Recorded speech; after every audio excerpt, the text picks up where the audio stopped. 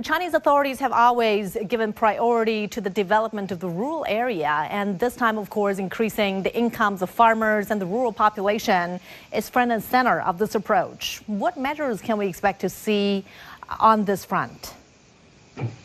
I think there are many ways and policies that can be done to increase the income of the farmers in order to promote the development in rural areas. As we know, the rural development is one important part of China's modernization. So in this way, how to increase the income of the farmers are the key challenges for all the government at the rural level. So I think the main 3 points should be done. First, I think from the government, the policy oriented should be supportive in this direction, that how to improve the living standard and the income of the farmers. Of course, the most important thing that to encourage more investment in the rural development.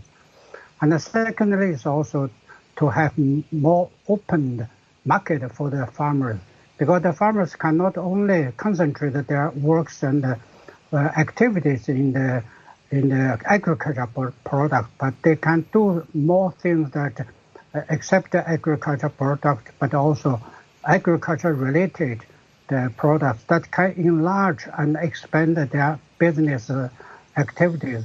And the third is quite important, that we should open domestic market to all the farmers. We should try to help farmers to build the digital farming and also other AI technologies in the agricultural products. In all these ways can be done to promote this modernized agriculture and rural development. I think the more jobs and employment for the farmers, also another important way to increase the income of the farmers.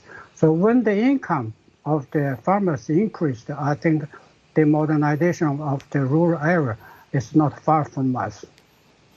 China boasts vast rural land and huge rural population, and of course it has successful experiences in improving the livelihood of the farmers. What kind of experiences can China share with the rest of the world from other developing countries in promoting rural economic development and urban-rural integration? That's in the past years that many countries came to China or learned a lot from China's experience to promote and develop the rural areas, because China is a huge population with 80% of peasants and farmers before. So before these days that China was also so poor as other countries. Now this is becoming more modernized. I think they can learn at least two things. First, they should have the right policy, supportive, encourageable, and competitive for the farmers in order to get more input from the outside. This is a very important precondition for all countries to learn it. And secondly is the basis, the infrastructure.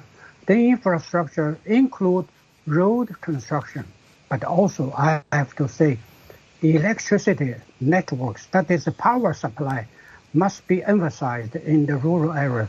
Without the power generation or power supply modernized, I think the road build and the constructions and the education, medical care, and other machinery buildings in the rural areas cannot be realized.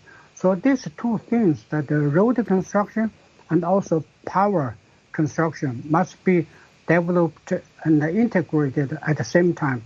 That can help all the developing countries in different continents that could develop their rural and agriculture at the same speed and the same quality.